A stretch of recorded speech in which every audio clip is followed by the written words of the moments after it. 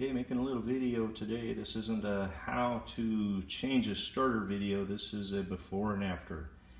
I have a 1994 7.3 IDI diesel in an F350 crew cab, and I'm gonna change this starter because my old starter's very slow. It just keeps getting slower and slower, and for the last year I've been wanting to change it out.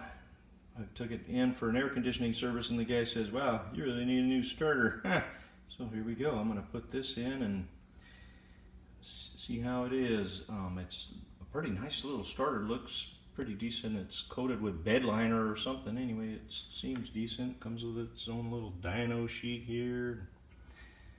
I don't know, got some information there. Anyway, see how it goes. Alright, so here's the old starter.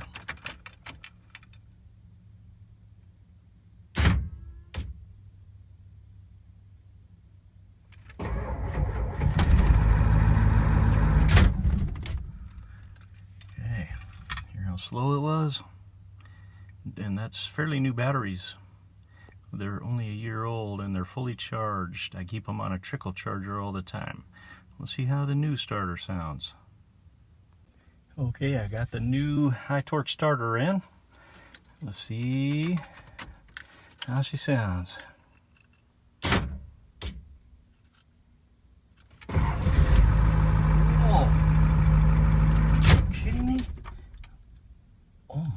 Let's try that again.